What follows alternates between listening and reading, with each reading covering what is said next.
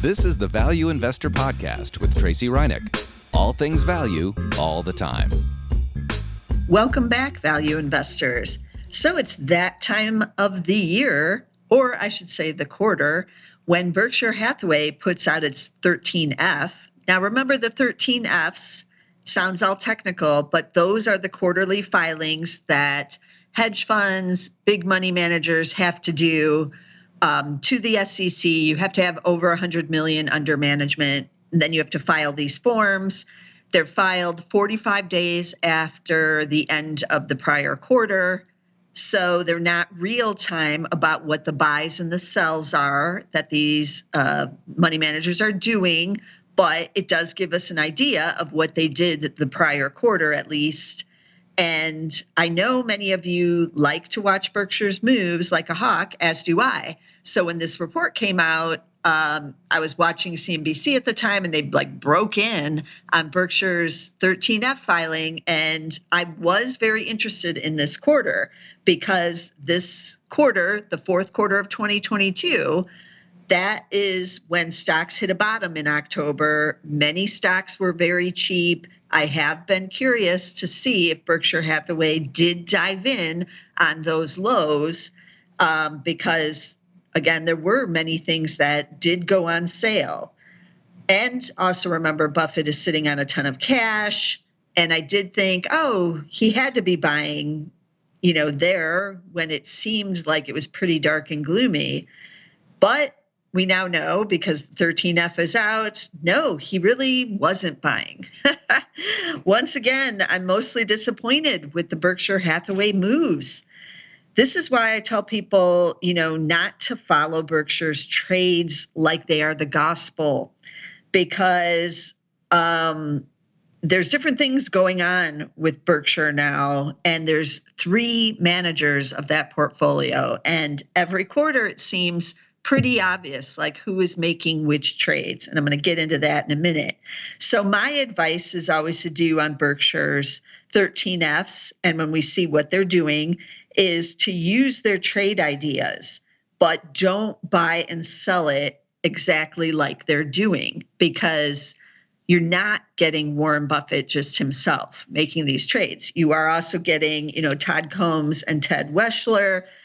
They're both outstanding investors themselves, but they have their restrictions too on how much money they control in the portfolio. Buffett has the final say really over most of the money. And so there's these weird dynamics that we're not even really aware of that go on behind the scenes, I'm sure. So it's not like Todd and Ted are actually running their own true portfolios where they have, they can have the green light on anything. And I don't know, it's not what we think it is really. So my biggest beef with this 13F and these buys and sells really was the Taiwan semiconductors. So this reminds me, this trade, of what they did in, let me think back, it was 2020, I believe, or maybe it was 2021 even, when Berkshire first bought some shares of Chevron. And everybody's like, oh, they're buying Chevron, blah, blah, blah, this is it. And then they sold off most of it suddenly, like even a quarter later. And we knew, or I knew, that is not Warren Buffett. And then they bought in again, just like another quarter with that huge buy, the over $20 billion purchase of Chevron. That was Warren Buffett. Those other buys were not. They were, Todd or Ted doing those others. So this is what's happened with Taiwan Semiconductor. So let's look back at what went on with that trade. So they bought a $4.2 billion stake in the third quarter of 2022 in Taiwan Semi, ticker TSM. Everybody was all like, oh, he's getting into semiconductors. There's none in the portfolio. This is great. It's a pretty sizable position, not huge for the overall portfolio, but still $4.2 billion. It was 60 million shares. And now we find out in the fourth quarter, so that was third quarter, fourth quarter, they sold 86% of it. So they went from 60 million down to 8.3 million. The semis were very weak in the fourth quarter. They have now rallied in the Q1. So are we thinking that was Warren Buffett who did that? Buying in the one quarter, selling in the next? No, it's not him. It's one of the others. So that's why this annoys me now. And that's why if you think you're following Buffett when you are tracking these trades, you're not. It's not him. And that trade just annoys me too. Why is a long-term investor, a value investor, buying in one quarter and selling in the next when there was no, big event, like no big news, no change in the business, nothing to say we need to sell out here? And they sold possibly on the lows. So why would you do that? I don't know. This is what annoys me now. As I said, let's look at some of the other sells, though, which I do think were Buffett. So Berkshire sold out of more of the banks. U.S. Bancorp, ticker USB. It's now just 0.1% of the portfolio. Basically, they're going to go down and get out of it completely because he sold 91% of the shares in the fourth quarter. Bank of that one, USB, reminder, he first bought it in the first quarter of 2006. So that's an old holding. But the banks, he's been patient all these years, but he's starting to just get rid of them all because they're not doing what he wants them to be doing. He already has the huge Bank of America position. So do you need 5 or 6 banks and they're going nowhere? No, you don't. So he's selling out of a lot of these smaller ones. He also sold out a big position of the Bank of New York, ticker BK on that one. And so I expect, like what happened with Wells Fargo, that these other banks will just disappear out of the portfolio, possibly as soon as Q1 of this year. Now, he did nothing with Bank of America, and I think he owns Citigroup too, ticker C. Nothing was done with those. So Bank of America, that huge position in the portfolio, I think it's still about 10%. Let me look. What is it? Bank of America. No, 11% of the portfolio now. That one is kind of like his main bank now. Used to be Wells Fargo, but that ended, and now he's just holding on this one. He is getting the dividend, so it's not terrible, making, millions of dollars off just the dividend on that one. Another one he sold, but is it really him? And this was also a surprise, was selling a small share in Chevron. And this was after the big share that was bought, just in like the last year. So the initial position I see now, when the portfolio initially bought Chevron, it was in the fourth quarter of 2020, and then it was selling out of it in the first quarter of 2021. And that's when I said on the podcast that was dumb. And that's when I said it was not Buffett, it was one of the others. And then they went in on the big position, but we know that was probably Buffett. Obviously, it was like, 20 billion or more, and he's the only one who can control the money. So it had to be him. Now, this position was just 1% of the shares, and it was just 2.4 million shares. The portfolio still has 163 million shares. So this is very, very small. And my thinking is that this was still part of the remaining shares of the original purchase by one of the lieutenants, right? They control their own portfolios. So even though Buffett added on to this position for the overall portfolio with his big purchase, one of the lieutenants still owned their own shares in Chevron and decided to sell some of it, maybe just to raise up some cash. I mean, the shares have rallied big, cash in some of those gains and deploy that money somewhere else because they don't have access, as far as we know, to the rest of the cash that's sitting there in Berkshire Hathaway. That's still controlled by Buffett himself, unless he deems it worthy to give up some of it to his lieutenants, but he's never said that he has. So that's my thinking on the Chevron sale. It's not as shocking as you might think if it's just the lieutenant selling off their little position to cash in those gains and make some money so that they can deploy it in something else they want to be in. And that makes some sense, right? So Chevron, ticker CVX, still is number 3 in the portfolio at about 9.8% of the portfolio. But also interestingly, after buying, both Chevron and Occidental, ticker OXY, pretty feverishly a couple of years ago, that has halted. And, unless those stocks get cheaper, then they may not add further to those positions, at least right now. They're waiting on the sidelines. They're waiting for a bigger sell-off, maybe in energy, to get those shares cheap again. So those are the sells. Now let's turn to some good news on the buy side. Now, for the first time in a while, they actually added to the Apple position, ticker AAPL. They bought 333,856 shares, but they have 895 million, blah, blah, blah. Let's just call it 895 million shares. So I saw in the media that they're all like, oh, he bought a big stake in Apple. Well, was it? No, he added, but it's not that big a deal. It was fairly small, actually. And it's, shares were down. So he saw some value there, or somebody did, either Buffett or the lieutenants, and decided to deploy some money back in when Apple had sold off in the fourth quarter there. They also added a small percentage to the Louisiana Pacific position, which was bought last year, ticker LPX. That's the building products. It's trading at 16 times, so it is still fairly cheap, and that's trading 16 times here in 2023. And then they added a little bit more to Paramount Global, ticker PARA.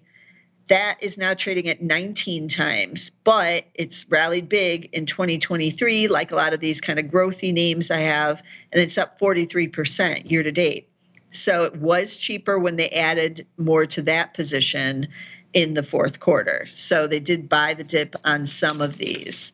But something that has been bothering me for a while, in addition to these other things bothering me about the Berkshire portfolio now, is once again, what about Amazon?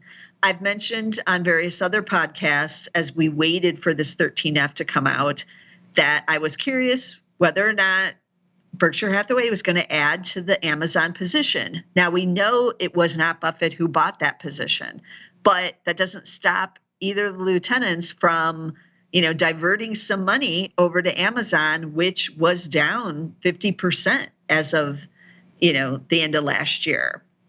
It bought its billion-dollar position in Amazon in the first quarter of 2019. So that was even pre-pandemic. So it's been a while. But I looked at the price of Amazon from the end of March 2019, so the very end of that quarter, because we don't know when they bought it in the quarter. We just know they bought it sometime in there. And through February 15th, 2023, when I'm recording this, Amazon shares are up 12.6% during that time period.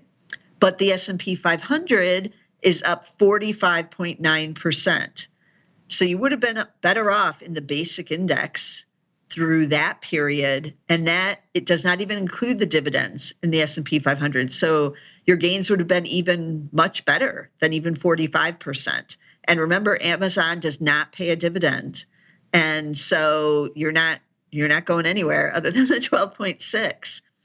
Amazon is paying us nothing, and I do own Amazon in my own personal portfolio, but the question as an investor and an owner, you would be asking yourself, as it sold off 50% last year, many of us were asking this, do I buy more here?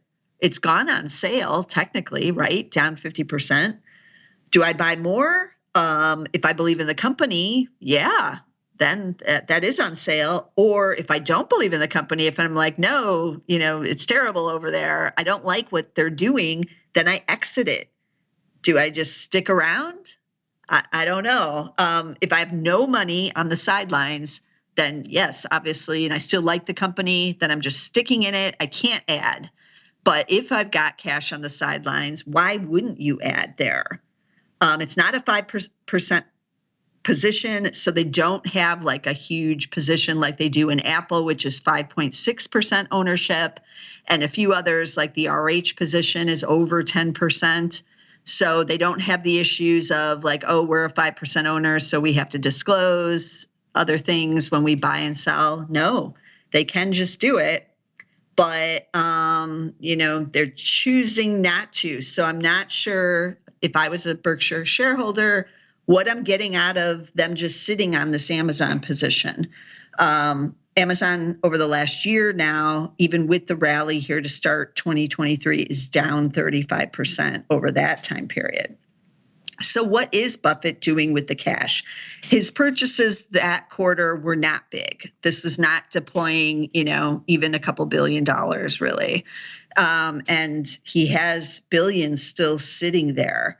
Why not deploy it in the fourth quarter? This is what I was waiting to see. Well, maybe it's just not cheap enough. The S&P 500 now, here in 2023, now that we've had the rally, is trading at 19 times, but it was still trading at 17 times even last year, at the end of last year. And that historically has not been cheap. So during the 2008, 2009, during the Great Recession pullback, the S&P 500 traded under 14 times during that period. In the 1970s, it ended up trading under 10 times for super cheap by the end of that decade. So Buffett's always been patient. He cashed in the 1970s when the stocks got super cheap. Remember, he called himself giddy at all the opportunities, like a kid in the candy store.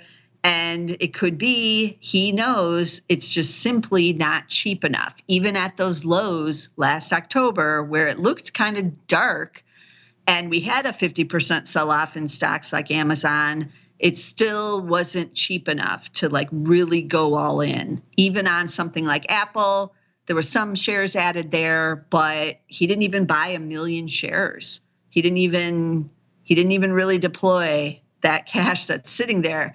And you get a dividend with Apple at least. So the cash could have been deployed into the dividend, but it could be he's in some short-term securities or stuff with this cash that's even paying pretty decent these days. So maybe he's not all enthused to get out of that cash right now because he might be getting something for it finally. So these are just the questions I have out there about Berkshire Hathaway, its portfolio. I know all of us as value investors, we do love to see the 13Fs. We do like to follow it. I know some of you even do the trades, but I caution, as I've done in the past, about thinking that that's Warren Buffett making the trades, which many times we now know it is not him. And also just he has different interests, so to speak. He can sit there on all this cash. Nobody's actually calling him out on it, really, are they? No, I don't really hear it. But the rest of us may not want to be there all in cash. Or if we are and we want to keep the cash, we can put it into CDs right now. We can put it into high yield savings accounts. I've seen many of those. They're paying between 3% and 4%, some even a little bit higher than 4% right now. So that's not a bad deal either. So you might not even need to buy stocks. You can keep it in cash in like a CD or a savings account. I can't believe I'm saying that, but you can. So there are other alternatives here in 2023, and I'm not even going to get into bonds. I'm just going to stick with cash or stocks. And so whatever strategy Berkshire Hathaway is deploying may not be the one for you. So keep that in mind. Also, he has this enormous position in Apple. It is 38% of just this equity portfolio, a huge position of the entire company. And many people might want to be a little more diverse than having 40% in just one position, even if it is the mighty Apple, right? Okay, so again, I know I sound disappointed on this podcast because I am. I expected more out of Berkshire Hathaway with the stocks really selling off into that fourth quarter. I thought now is the time, but this does give us some clues that maybe it isn't the time. It just simply isn't cheap enough yet. And so we have to be patient too, because apparently Berkshire Hathaway and Warren Buffett himself are being patient. Also, I do think that the bank sell-offs are a little interesting here. He still does have exposure. So if the banks end up taking off this year, like many of the bank analysts believe will happen, then he still will cash in on that. But he is throwing in the towel on some of these more regional bank names. So let me recap the stock tickers again. So there was Taiwan Semi that he liked, but then he didn't, but it's not him. So they're trading that. I don't really like that, but it is what it is. Ticker TSM on Taiwan Semi. Then we have the banks, U.S. Bank Corp. He sold out of that, USB, and Bank of New York, BK. He's stuck in there with Bank of America, ticker BAC, and that's his second largest position still. Chevron, they sold a small percentage of that, and I do say they because I do think it was one of the lieutenants selling there, but we'll never know, right? Until there's some memoir written 50 years from now. But for now, we don't know for sure, but that would seem an odd sale from Warren Buffett himself after taking the huge position. But that ticker is CV as in Victor X. Then, of course, we had Apple. He bought a little bit more of that one, AAPL. Louisiana Pacific is L as in Larry, P as in Paul, X as in X-ray, and then Paramount Global also added to that one. PARA is the ticker, P as in Paul, A-R as in Robert, A as in Adam. So again, we have to wait until we see what they do in this first quarter. But if they weren't buying in the fourth quarter, I don't see them buying in the first quarter after this rebound rally when things are more expensive. So, and energy has not yet had like a big sell-off, a big breakdown again. It's kind of holding on its own there at not record highs, but stable. It's stable. So I don't see him adding to those positions until he gets like a bigger breakdown and then find some deals. So keep those things in mind, but we'll be watching, of course. And we have the annual meeting has got to be coming up again in a couple months again, too. And so we'll have plenty of Buffett news out there. And every year it's important to tune in because obviously he is in his 90s now. And Charlie Munger, did he turn 100? He might be 99 or possibly 100 now. So I always tune in whenever they're speaking, and even on these 13 Fs and everything else I can with Berkshire Hathaway, because Warren Buffett's still the greatest living value investor ever. So be sure to subscribe so you don't miss a single episode. We're going to continue talking about Berkshire Buffett value stocks all throughout the year. We're on Apple Podcasts, Spotify, Amazon Music, and you can get us with the Zacks Market Edge podcast I also do, and sometimes cover value-like topics over there as well. You can get us all on SoundCloud. Just tap in Zacks Market Edge on there and you'll find us. But be sure to get us somewhere, and I'll see you again next week with some more value stocks. This material is being provided for informational purposes only, and nothing herein constitutes investment, legal, accounting, or tax advice, or a recommendation to buy, sell, or hold a security. Do not act or rely upon the information and advice given in this podcast without seeking the services of competent and professional legal, tax, or accounting counsel. Publication and distribution of this podcast is not intended to create, and the information contained herein does not constitute an attorney-client relationship. No recommendation or advice is being given as to whether any investment or strategy is suitable for a particular investor. It should not be assumed that any investments in securities, companies, sectors, or markets identified and described were or will be profitable. All information is current as of the date herein and is subject to change without notice. Any views or opinions expressed may not reflect those of Zacks Investment Research as a whole.